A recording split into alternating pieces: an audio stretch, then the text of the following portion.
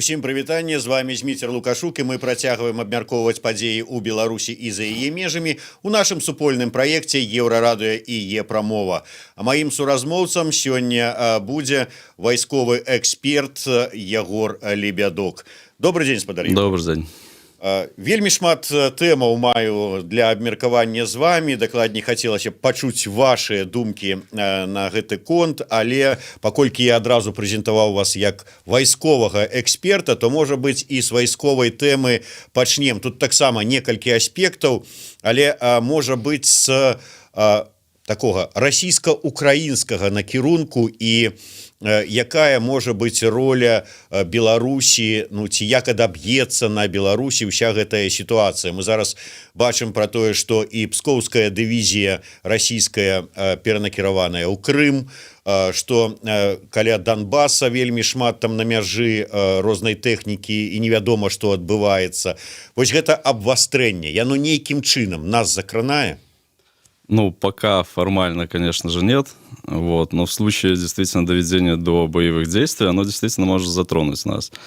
Однозначно можно сказать, что так как Беларусь вела себя, или кем она являлась в конфликте Украина, Россия и шире Запад в 2014-2016 годах, так уже не получится. Ну, известно, что все, так скажем, отношения с Западом у нас сведены практически на нет. Более того, Лукашенко сам критикует Украину за то, что она чуть ли не соорганизатор цветной революции в Беларуси, да, и опять же боевики с Украины к нам часто заезжают, только никто их почему-то не видит до сих пор. Вот, то есть уже политическая, как минимум политическая роль будет однозначно иная.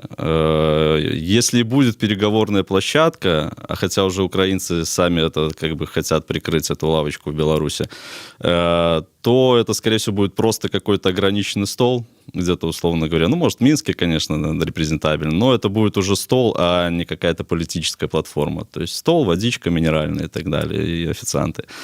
Вот. Что касательно развития действительно интенсивных боевых действий, ну, тут два фактора, которые могут быть. С одной стороны, нейтралитет, и, скорее всего, это и будет. То есть, ну, воюйте там и воюйте, да. Ежели будет какая-то провокация в отношении Беларуси с границы Украины, да, ее сделать легко можно, то, само собой, тут, получается, нужно Беларуси предпринимать и военные меры по уже обороне своей, так скажем. Ну, мне падаецца, я выбачаюся, што перабіваю, мне падаецца, што украінцам нейкую правакацыю рабіць. Ну, конечно, это, по сути, открывать себе фронт просто явно с севера, ближайший к Киеву, хотя там, конечно, местность для прохождения не совсем хорошая, но, тем не менее, вполне реализуемо. Оттуда сделать хороший удар по Киеву, либо, наоборот, по Западной области для смыкания с войсками российскими в Приднестровье, да, то есть варианты есть, более того, украинцы их сами просчитывали. Вот, конечно, провокация такая украинцам не надо, да, то есть нам она как бы тоже не надо. То есть единственное, кому это может быть выгодно втянуть в Беларусь, только Российская Федерация. Ну, причем делается провокация нападения на Беларусь, задействуется региональная группировка сил войск, подчинение Российской Федерации фактически, ну и дальше там по усмотрению высшего военного начальника российского, так сказать. Как, опять же, в такой ситуации это будет реализовано, просто, условно говоря, тут контингент российских войск будет стоять и пугать, и никуда не двинется на Украину, либо выдвинется, это уже будет зависеть и от политических ходов там Беларуси, и от, так скажем, наличия военной составляющей украинской на нашем направлении, ну, от многих факторов. Еще один момент, как мы можем тут формально быть задействованы, это ежели будет нападение или, опять же, провокация на территорию Крыма со стороны украинцев. То есть, получается, формально будет нападение на Российскую Федерацию, в отличие от Донбасса.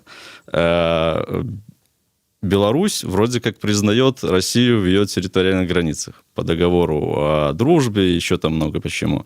Соответственно, Россия считает Крым своей территорией. Формально даже вот признание какого-то Крыма Беларуси никогда не надо было. Более того, Лукашенко и говорил, что фактически это территория России, как бы, да, де юре, вроде он сказал, не оформлено, но де юре тут оформление не надо. Есть территория России, мы ее признаем, все. Соответственно, получается это нападение на Россию. Ну и вот в рамках ОДКБ чисто формально может быть задействована Беларусь в виде организации той или иной помощи. На самом деле, конечно, никакая помощь России не нужна там абсолютно от Беларуси, но тут вопрос политического втягивания просто-напросто в свой ореол еще более глубокого, ну в том числе военного.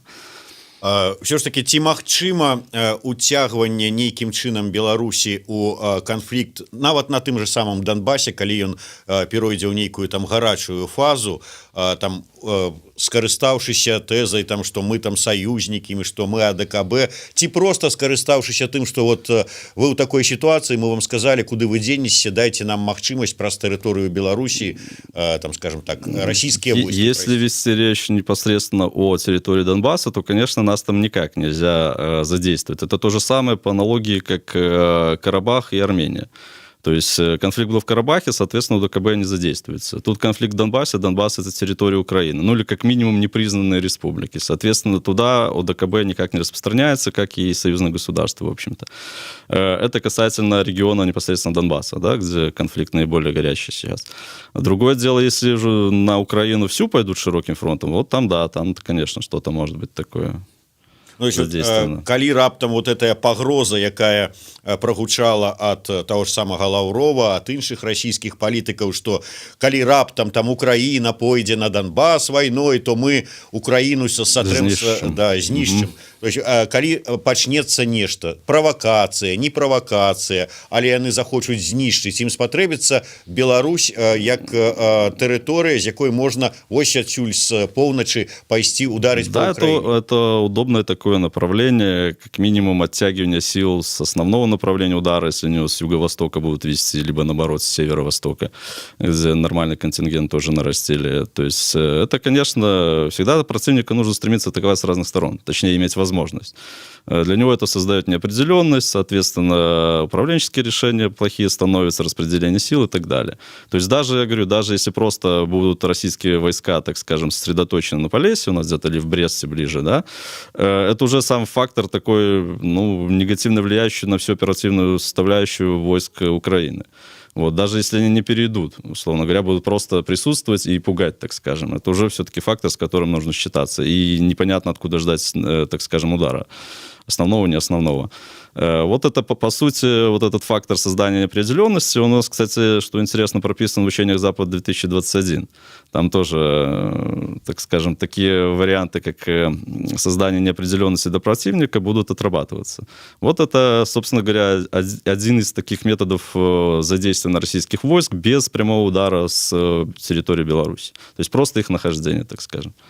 Ну, вот наши глядачи подказывают, нібыта телеграм-канал генерал СВР, ведаете таки? Ведаю. 20 хвилинов тому написал: мы знаем и сцвярджаем, что учора и сёння российское кіраўніцтва вядзе актыўныя перамовы з Лукашенко о магчымым перакідванні расійскіх войск і ўзбраенняў на участкі беларуска-украінскай мяжы ў раёне Чернігаўскай і Кіеўскай абласцей. Папярэднія даты 1-5 мая. Как сказать, канал такой своеобразный, давно наблюдаю, не все у них там исполняется. Что можно сказать? Значит, проверить эту информацию, понятно, вы не проверите, значит, смысла ее учитывать особо и нету. Но что такой вопрос поднимался Путина с Лукашенко, я больше чем уверен, еще задолго до вот этого обострения конфликта. То есть размещение здесь войск с целью, так скажем, некого прессинга, либо сдерживания, либо давления на Украину. Другое дело, согласился, не согласился, ну, точнее, фактически сейчас еще не согласился Лукашенко на это. Вот. Но уверен, что такой вопрос, конечно, обсуждался. И такое было. То есть, а вот были такие переговоры сейчас и на мае. Ну, это, скорее всего, сейчас просто идет наращивание политической обстановки, в том числе вот упомянутые вашими слова Лаврова об уничтожении Украины и так далее, и так далее. Вот это наращивание политического, пока политического еще конфликта, так скажем. Вот. Таксама вось наши гледачы звяртаюць увагу на тое, што калі ўсё ж таки браць вось беларуска-украінскую мяжу, вось гэтую тэрыторыю, гэта в асноўным Полесье, балоты. Так. Ці ёсць адпаведныя сілы, тэхніка, каб, вот, скажем, пройти гэтыя балоты и добра так... Ну, через болото технику никто гнать не будет, есть дороги те или иные. Само собой, что их нужно прикрывать силами ПВО, диверсионно-разведывательных групп и так далее. То есть, да, конечно, это для разворачивания там дивизий само Полесье не годится, но для прохода и обеспечения прохода, в принципе, эти территории можно использовать, как и любые другие. Более того, можно использовать и десантирование и так далее, и так далее. То есть, конечно, само Полесье для ведения там общевойсковыми подразделениями очень даже нехорошо, и никто там воевать не будет. Но те, так скажем, дороги и пути сообщения, что имеются, в случае их прикрытия хорошего, так скажем, то вполне можно пропустить достаточно серьезные силы, которые уже развернутся на благоприятном для боевых действий территории Украины. Тут нам выказваюць папрок, маўляў, маглі бы у анонс апісання гэтага эфіру дадаць ссылку на тэлеграм-канал гостя. Не дадалі, можем дадаць пазней, але просто пішыце лацініцай «Лебядок» і знойдзеце тэлеграм-канал нашага шаноўнага эксперта.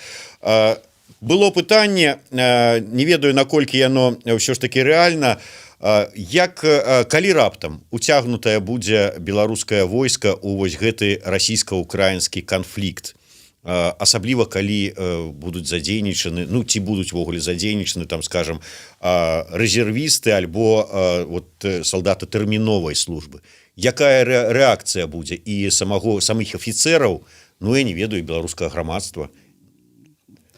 Ну, я не ведаю, наколькі все-таки это реально. Вот. С армией. Значит, чем война отличается от общих, так скажем, социальных вопросов, да? Это общество может тут думать, как на это реагировать, нет. В армии просто тебе отдали приказ, ну, формально, да, конечно, там могут быть очень много, там, допустим, не желающих нападать на Украину, либо как-то воевать с Украиной. Но как только убивают первого военнослужащего, включается другая психология. То есть убили моего товарища, все, значит, надо как-то мстить и так далее. То есть война всегда начинается первым выстрелом. Дальше психологическая работа облегчается существенно на порядок. Отступают все там, кто правы, не виноваты. Просто вот убили моего товарища, сегодня мы там чай пили, а завтра его нет, условно говоря. И все, начинается обычная месть. Более того, ты сам понимаешь, что твое выживание зависит, так скажем, от того, сколько ты убьешь противника, грубо говоря. То есть включается совсем другая психология. Она меняется только со временем, когда конфликт затягивается. Тогда уже снова вступают различные политические факторы, психологические и так далее, и так далее. Первые дни войны, так скажем, они всегда вот чем хороши для любой идеологии, так скажем, что достаточно просто начать. Вот убили, условно говоря, несколько человек, либо наоборот, даже если напали и поубивали, это тоже как бы стягивает. То есть это совсем другая психологическая атмосфера. Поэтому там все будет выполняться по команде и будет реализовано. Общество, само собой, ну, на черта Беларуси война с Украиной, да? Это смешно. В эти сказки там про броневики какие-то прорывающие границы, там 2000 каких-то засланцев, там то ли правый сектор, то ли не пойми кто, уже устали люди слушать. Ну, это несерьезно даже, да?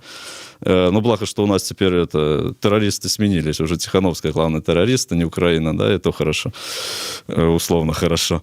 Вот, то есть понятно, что все, я думаю, адекватные люди, которые наблюдают за обстановкой, понимают, что единственное, кому втягивание Беларуси выгодно в конфликт с Украиной, это только Российская Федерация. Частично это может быть Лукашенко выгодно в том плане, что это действительно, начав войну, когда начнут убивать наших солдат, там более интенсивная информационно-психологическая пойдет накачка, может здесь отмобилизует народ, меры по интернету, ограничение информации, то есть военное положение.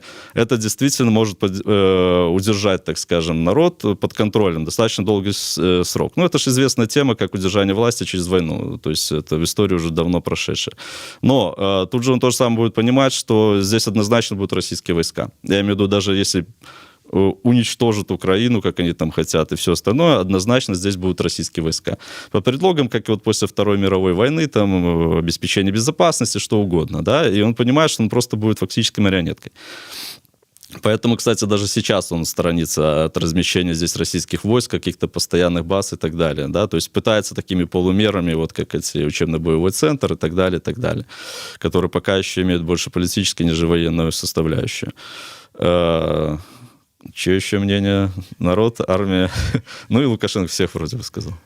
Вернемся до самого войска, але у іншай, нашай унутранай сітуацыі. Падчас нашай мінулай размовы мы з вами абмяркоўвалі саму сітуацыю удзела сіл спецыяльных аперацый у разгоне мірных дэманстрацый. Потым ужо стала вядома, што оказывается ёсць нейкі там сакрэтны указ, дэкрэт, які ўвогуле дазваляе выкарыстоўваць войска унутры на разгоны гэтых вот всяких акцый.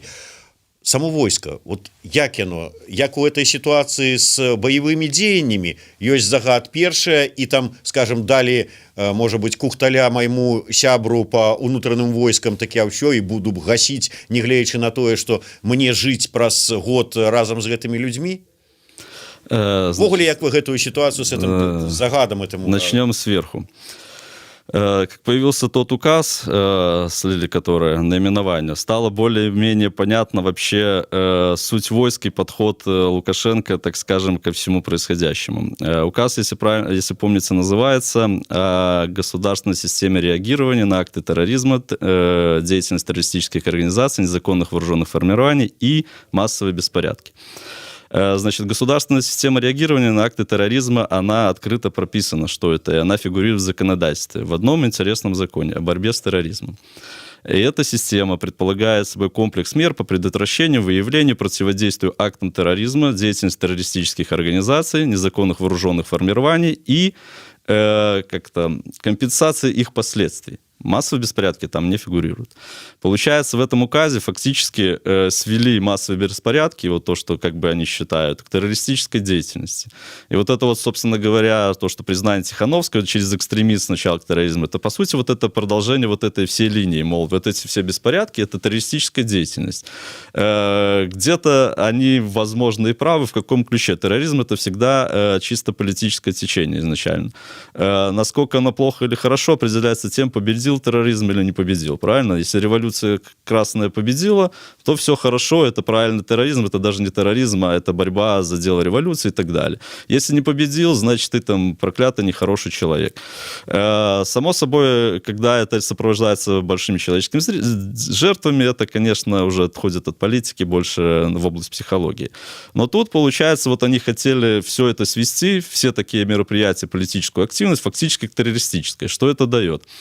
Во-первых, дает обоснование применения силы. Но это же террористы, смотрите, там взрывали дома, да, все такое. Их же надо вот, пока они еще не взорвали, давайте мы сразу запрессуем, да. Сюда и войска, соответственно, подтянули. Более того, если посмотреть закон о борьбе с терроризмом, вот, скорее всего, его и брали как за основу для вот этого положения госреагирования в системе. Там фактически что? Военнослужащие внутренних войск, вооруженных сил приравниваются к военнослужащим внутренних войск в части применения силы и спецсредств. Далее, это, они привлекаются для ведения разведки, участка местности, где проводится контртеррористическая операция. Но разведка местности — это не просто с биноклем смотреть, это и внедрение и так далее, да. У нас вооруженные силы относятся, так скажем, к органам, которые уполномочены вести разведывательную деятельность, в том числе за рубежом. Далее. Еще такой пункт там интересно в борьбе с законом терроризма, что вооруженные силы могут привлекаться и к выполнению других задач по решению президента. Ну, собственно говоря, что и делалось вот в этом указе закрытом, да? Даже как-то людям нельзя показать, что это... Понятно, что мотивировка, что чуть ли ай-яй, это обеспечение безопасности, но там понимается все, что это больше политическая составляющая, нежели реальный комплекс мер, который действительно критически важен для обеспечения обороноспособности государства. Хотя, возможно, конечно, там где-то и есть. Значит, следующее. Касательно психологии военнослужащих. Первая часть, это да, то есть мы в рамках законодательства противодействуем, ну, можно назвать как угодно, экстремистам, террористам, не просто политически, кто политически не нравится, да, а именно террористам каким-то там и прочим. Ну, то есть ты уже чувствуешь, вроде какая-то правота за тобой есть, да, весь мир борется с терроризмом, и мы могем, как говорится. Да. Хорошо, вот это им довели политруки падчас там схода перад выходом на улицу. Потым гэтыя хлопцы выходят на улицу, бачаць, что там стаяць звычайныя люди, может быть, суседа, якога там сустрэў свайго, и что? И вот эта накачка, она денежная. Накачка все равно это идет противник, который прикидывается овцой, то есть стандартная классика, все эти цветочки, это тоже оружие, только оружие нового плана, концентральное, информационно-психологическое, как угодно можно называть там, да, и это все работает, как бы. Более того, надо понимать, что они живут своим коллективом. Если ты там особо начнешь выпячиваться, что там не нравится, то, ну, ты сам будешь под прессингом просто-напросто. И там все приходит в некую единую норму, что, в общем-то, и должно быть в таких коллективах, если говорить как есть, которые должны действовать как сплоченный монолит. То есть, получается, они формально противодействуют. Законы вот эти вот об упомянутой указ и прочее, само собой, делали ребятки, которые стоят там и уверенность прокуратуры задействованы, следственные и прочее. Для военных и МВД этот закон хорошо чем, что когда что-то поменяется, ребята, мы просто выполняли приказы. Для прокуратуры следственную чем хорошо? Ребята, смотрите законы, все чисто, мы работу свою сделали, проверку провели, в рамках законодательства все красиво. То есть и все, вроде как они белые и пушистые, виноват один, да? Вот это, по сути, это законодательство под это подрабатывается. Но тут же надо учесть что фактически много чего творилось до этого, было и без законов как бы работало. Вот только сейчас они там начинаются в этом законе в экстремизме и так далее проявляться. То есть закрепляют уже постфактум те действия.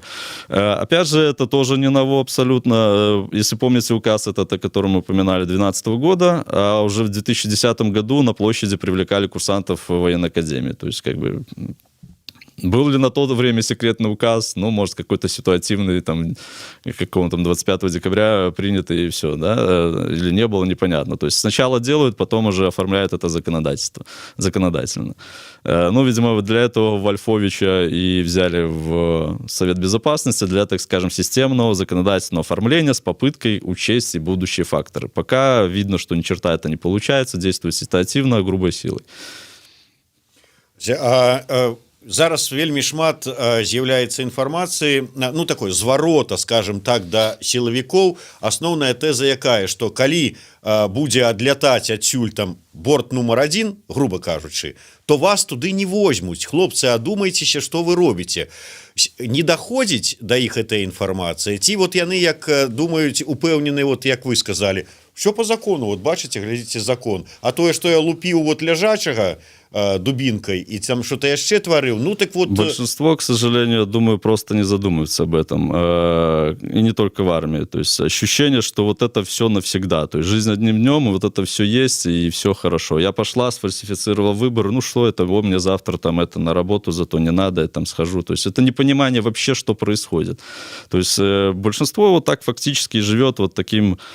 так скажем, мелким бытовым уровнем. По сути, вот если говорить о дальнейшем развитии Беларуси, что самое важное, это уничтожить мелкого человека в Беларуси.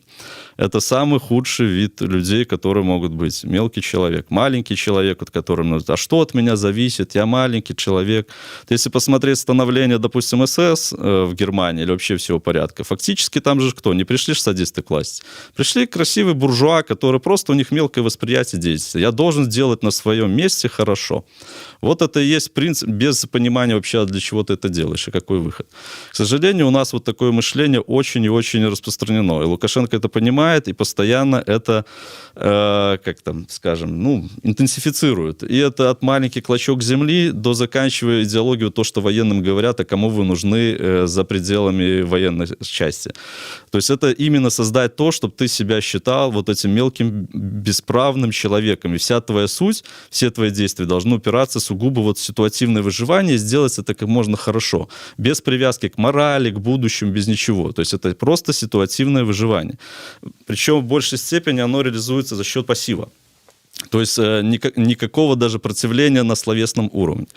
И это, еще раз повторюсь, что очень хорошо Лукашенко понял, видимо, пребывая в колхозе, да, и где-то интуитивно сам. Вы же посмотрите, что сейчас делается одном из первых. Вот эти противодействия фондам, и не только фондам, а в принципе сбором средств людьми, да. Что это такое? Фактически у белорусов одна из центральных идей, так скажем, давних, это толока. Когда и дома ставили, деревни вместе, просто помогали. Вот это, кстати, избавляет от этого комплекса малого человека. То есть ты знаешь, что тебе как минимум помогут. Ты знаешь, что ты действуешь в рамках какого-то коллектива и не только завязано на тебя. Соответственно, вот это разрушение фондов, вот эти потуги повторной платы штрафов, за кого уже заплатили, это и есть как раз-таки вот опять же разрушение вот этого чувства, то, что тебе помогут. Вот это то, чего добивается. И это формируется фактически им все это десятилетие. И, увы, это многим забилось в голову. И за поколение это не выветришь. Точнее, это можно выветрить, но это серьезные нужны подходы информационно-психологические, идейные. И вот это должен быть базис развития, так скажем, как сейчас принято говорить, новой Беларуси. То есть создать человека. Проводить реформы ради реформ, каких-то там, будь то силовой блок, экономический, это просто будет глупость, если оно не будет сопровождаться нормальным информационно-психологическим, во-первых, развитием человека как полноценной личности и образованием, да, то, что надо, образованием в широком смысле, я не имею в виду только школу. Что толку давать людям частную собственность землю, например, если они не способны вести бизнес и как-то распределяться. И просто она будет сконцентрирована через 2-3 года в 3-4 руках, а дальше социальный взрыв, ай-яй-яй, там скупили олигархи нашу землю. Вот. То же самое в силовом блоке. Если не показать цели, задачи вооруженных сил, да, военнослужащего, не напомнить ему о чести и достоинстве офицера, а-ля, там, не знаю, как любят российская царская армия приводители там 17-19 века, когда офицер был, это первый гражданин, который понимал государство, понимал народ, какое движение в народе, зачем он нужен, как обеспечивать безопасность, не предотвращать узурпацию власти. Вот, то есть создать офицера человека, да, прежде всего, да и любого человека. Вот это самое важное, что сейчас должно стоять центральным, так скажем, лейтмотивом в Беларуси. К сожалению, этого не звучит. Звучит, да, вот реформа силового блока, экономики и так далее, и так далее. Все это посыпется к тартарары, если это не сопровождать нормальным развитием человека. А это должна быть комплексная, очень системная и важная работа. Отвлекся немного, да. Ну, вельмі важныя рэчы казалі. Я хочу яшчэ тэму вось узгаданую вами тэрарызма, які вот прыпісваюць там Ціхановскай, Латушку, зараз туды запісалі яшчэ і таго ж самага Стрыжака, і Матольку, Алексея Лявончыка і гэтак далей, гэтак далей. Я з якого пункту гледжання? Калі пасля таго, як ось беларускі палітолог Дмітрый Балкунец удраў з Москвы, пасля таго, як на яго завялі тут у Беларусі крымінальную справу таксама, ён пасля гэтага сказаў, што ён вымушаны быў збегчы з Москвы, таму што даведаўся, што з Мінску за ім паехала ў Москву адмысловая там каманда ад КДБ. Наколькі ўсё ж такі верагодна, калі прыгадаць тую ж самую стужку, якую агучыў Макар, дзе абмяркоўвалася нібыта за межамі Беларусі знішчэння апанентаў Лукашэнкі. Такие магчымасці ёсць? Беларусь на это пойдзе? Конечно, возможности есть. И, по идее, подготовленный персонал должен быть. Да, наша Альфа, ну, по крайней мере, по открытым КГБ, я имею в виду спецподразделения по борьбе с терроризмом, привлекается для внутренних, но вполне могут и для внешних. Опять же, да, силы специальных операций, по сути, уничтожение тех или иных лиц, объектов и так далее за рубежом, это основная цель ССО. Не действие тут с дубинками бегать, а именно за рубежом действие. Для этого не предназначено. Ну, по крайней мере, отдельных отрядов, да, офицерских рот. То есть, понятно, есть и персонал, ну, опыта такого, как в Израиле, конечно, у них нет. Даже как у России нет, скажем так. Вот. Насколько они справятся с этим, тоже отдельная песня. Но, в принципе, да. И есть персонал, который для этого можно привлечь, и технические возможности по прохождению границ, там, терминными путями, это все тоже отработано давно, я думаю. И правовая база вот сейчас фактически подтянута. Да, это терроризм. Смотрите, все террористов уничтожают там чуть ли не в других странах и так далее. Ну, как бы и мы имеем некое моральное право. Вот, то есть именно под это и подтягивались вот эти граждане Тихановская, ну, кого упоминали, Матолька и так далее, и так далее. Чтоб именно, ну, с одной стороны, это цель какая? Запугать, с другой цель это прекратить их финансирование, как внутри страны, это понятно, тут проще, так и попытками запроса в некоторые международные структуры, так скажем, ну, чуть ли не в ООН, хотя я очень сомневаюсь, что они туда обратятся. Значит, о том, что, мол, предотвратить не отмывание, а финансирование террористической деятельности, да. Вот. И третье, да, как бы вот такой, как крайний шаг, это... третий шаг — это обратиться к международному сообществу, либо к Литве, единственное, по-моему, у нас сопредельных стран, ну, точнее, западных стран, с которым есть договор взаимодействия, в том числе по борьбе с терроризмом. И четвертое, да, это, ну, крайний случай, вот так выкрасть, уничтожить и так далее. Таким чынам, вот мы с аднаго боку, безумоўна, неяк так вот, ну... Было так цікава пачуць адказ міністра замежных спраў Літвы у адказ на патрабаванне выдаць Ціхановскую, што хутчэй пекла замерзне, і там падумалі, ну, конечно, дзе ж там вот там Літва ці Польша, конечно, не выдадуць, але ёсць іншая пагроза. Да. То есть, в принципе, конечно, нужно бы им как-то предпринять меры по защите на всякий случай, по крайней мере, по оперативному прикрытию.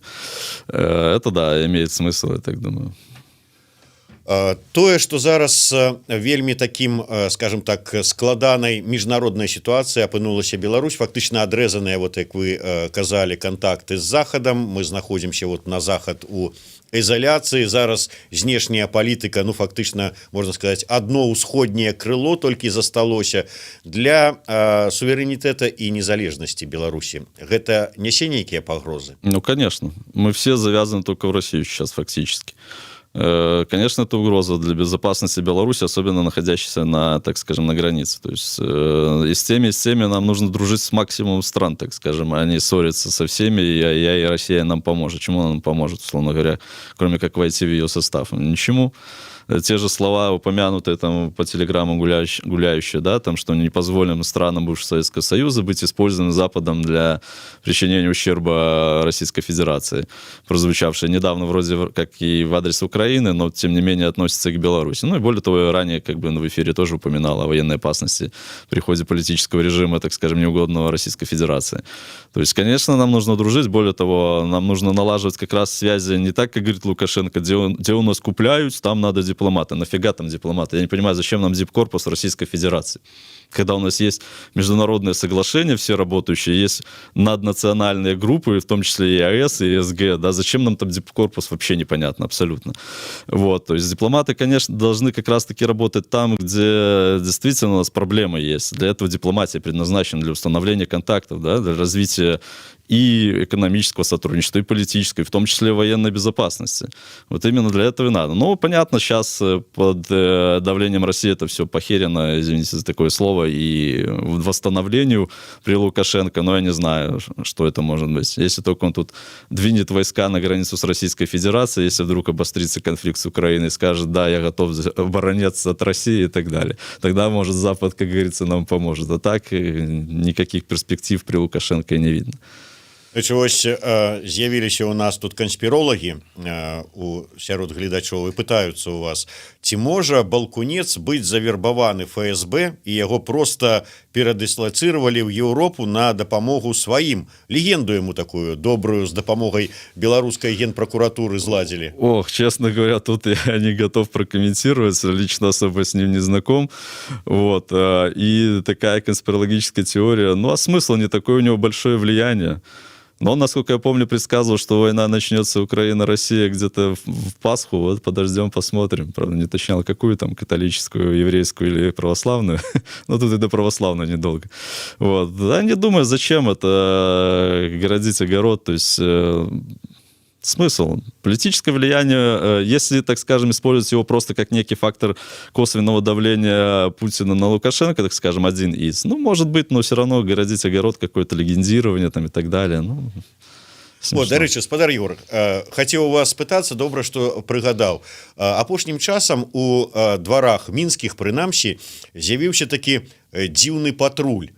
3 чалавекі, адзін у чорнай форме, ну, выглядае на амапаўца, і двое незразумелых таких маладых хлопца у зеленой форме таксама. Пятнистая форма такая, это 32-14, у них в спецназе такой камуфляж, так скажем, общевойсковой, да, у них есть вот такого типа. То есть это те же внутренние войска, патрули, что и раньше ходили, только уже в форме не монотонной, это темно-синий такой, а в стандартной такой, так скажем, полевой форме. То есть это те же 32-14, то есть это не военнослужащие вооруженных сил, а внутренних войск. Ну, судя по камуфляжу, а что там на самом деле, сейчас же эти камуфляжи ротацию могут проводить без проблем, то есть... Яшчэ один момент, вот вы узгадали про вот этих синдром маленькага чалавека, які вот, ну, нібыта я просто раблю сваю работу і гэтак далей. Але я гляжу, як яны зараз робяць сваю работу. Калі за бел-чырвона-белы сцяжок маленечкі в аўтамабілі чалавеку даюць штраф амаль 1000 евро, там 3000 з нечым рублёў. Калі, ну, просто пакаранні даюць, ну, ёсць ж магчымасць, там же ж ёсць такая вилка от минимума до максимума, даюць по максимуму. Ну, что это выслуживается? Нет, это ж не выслуживание, это установка, целевая установка максимально тотального давления. То есть почему же штрафы повысили и прочее? То есть я имею в виду центральное сверху, то есть Лукашенко и его команда, организованная группа. То есть специально по максимальному давлению, использованию максимума, так скажем, давления по верхней планке судебной, которая допустима, на жителей, граждан, которые хоть как-то, так скажем, ну, точнее, пока еще, которые определяют свою позицию флагами, там еще как-то, а в скором времени просто, так скажем, будет как обычно, как при Союзе. То есть есть другая политическая позиция, все, враг народа, там, условно говоря, и так далее. То есть это сейчас идет чисто кампания по такому максимальному задавливанию, то есть запугиванию и так далее. В том числе вот это, ну, целый комплекс мер и по экстремизму отношению всего и вся, там, любая политическая, твоя неугодная. Вы же посмотрите, как у нас там это участник процессного движения или поддерживает протест. А что у нас, протест запрещен? С чего вдруг? Казалось бы, да? Вот, то есть это просто идет чисто политика, ну, классическая политика террора. Был красный террор, стал красно-зеленый. Ну, собственно говоря, вот оно продолжение. Это... Методы, в общем-то, те же, что и ранее были в 30-х годах, только единственное, да, жертв нет, формально нет 58-й политической статьи, что у нас всегда говорят, у нас нет политической статьи. Это политически, извиняюсь, это же не только формально прописано, а реально за что сажают. То есть вот и все. То есть просто на минималках, так скажем, 30-е годы Советского Союза. Все атрымліваецца тут не такое, скажем, знішчэнне нечага нацыянальнага, беларускага ва ўгоду там ці сабе, ці России, а просто змаганне с оппонентами. Нет, это параллельные факторы. Это, то есть и национальное устранение, и удержание власти, это все идет в параллели. То есть оно никогда не разделялось абсолютно. Вы же посмотрите, первые враги Лукашенко как были там националисты и прочее, то так они до сих пор остаются формально. То есть все, что направлено на укрепление белорусской нации как народа, как единого, вот я в том числе и говорю, как устранение вот этих мелких людей, а появление общества людей, обычных людей даже, скажем так, не надо там мега-гипер-супер-пупер. Вот, собственно говоря, против этого всего давление. То есть давление против становления нации как народа. Не тутейших, мы тут на территории живем, да, и неважно, кто тут будет начальником, а именно как народа. То есть полноценное сообщество людей, людей развитых, понимающих себя, понимающих свое место в мелком окружении и в мире, так скажем. Ну и на заканчэнне. Уже не один раз сказали про террористов, таких вот прызначаных рэжымам і гэтак далей, але недавно была ўсё ж таки гадавіна чарговая выбуха у метро, і з гэтай нагоды, а ўсё ж таки ці зараз ёсць небяспека, вот як абвінавачваюць там, скажем, у России Путина ў арганізацыі тэрактаў для падтрымання сваёй улады і папулярнасці, что и тут нешта такое можа такого ж плана здарыцца. Ну вы же поймите, когда ведешь террор против собственного народа, любой взрыв, любая поломка всегда будет вешаться на тебя, условно говоря. Вот тут мы это и имеем. Неважно, совершил ли этот теракт там Лукашенко, либо это действительно Коновалов совершил, да, либо еще кто-то третий, может быть, даже так. То есть все равно понятно, что будет атрибут на Лукашенко, потому что он, так скажем, ну, вёд такую политику. Все же прекрасно помнят и крыс этих, и прорыв этого джипа с Украины, и чего там только не было за все это время. Постоянно были угрозы, имитации угроз, в том числе и вагнеровцы эти пресловутые, да, которые еще бегают, благо потеплело хоть в лесах. Вот, то есть это чисто политика террора. То есть и логично, что в такой политике с кем связывать? Ну, только с тобой, раз ты ведешь такую политику. Даже если, повторюсь, даже если кто-то сделал это другой, не он, то есть все равно будет атрибуция на него. И, в общем-то, достаточно обоснованно, раз ты ведешь такую глупую политику против своего народа, да, эффективную, к сожалению, но глупую в общем моральном и человеческом понимании, то, конечно, пожинай плоды этого, да. Але наколькі вось вот все сведчыць, не сведчыць про тое, что гэта и працягвацца можа, что можа нешта здарыцца. Но имеется в виду взрыв? Ну, пока идейно не хватает только покушения на самого Лукашенко, либо кого-то из его окружения. Но я имею в виду из такой логической схемы, что вот там народ мы уже повзрывали, условно говоря, детей мы повзрывали, да, детские площадки, там еще кого-то. Вот не хватает только как покушение на Ленина, которое стало там сразу же за день куча указов, постановлений Совнаркома по уничтожению Белой гвардии и так далее, и так далее. То же самое, вот пока не хватает только идейно вот какого-то покушения типа на Лукашенко, либо кого-то из вышестоящих, так скажем. Символично, я имею в виду, не хватает. Для вот этой логики его наращивания террористической угрозы, так скажем. Не призываю ни в коем случае этого делать никого. Вот. Пока не хватает только этой схемы. Подрыв, ну, не знаю, смысла, честно говоря, если... Для них не вижу, и вообще ни для кого не вижу здесь смысла что-то взрывать там и гибель людей. Я не думаю, что это радикально на самом деле как-то изменит картину. То есть, понятно, это ужесточит там меры, так скажем, еще больше полномочий даст милиции и военным. Но у них и так сейчас полномочия, стреляй не хочу, только сделай вид, что ты кого-то предупреждал. Поэтому тут я, честно говоря, не вижу ни для одной страны политической здесь, даже включая внешних акторов, что-то здесь взрывать смысл. Зразумела. Ну вось такая сітуацыя, то есть тут нагадваюць, што было такое пакушэнне, але было яно 30 гадоў таму, хто ж ужо пра гэта памятае, апроч экспертаў. Ну так што будзем ведаць, калі раптам нешта здарылася, то альбо такая вось як-то лагічны ланцужок працягваецца, альбо лебядок нешта сурочыў. Дзякуй вялікі. Вайсковы эксперт Ягор Лебядок, Зміцер Лукашук у сумесным праекце Еўрарадыё і Е-прамовы.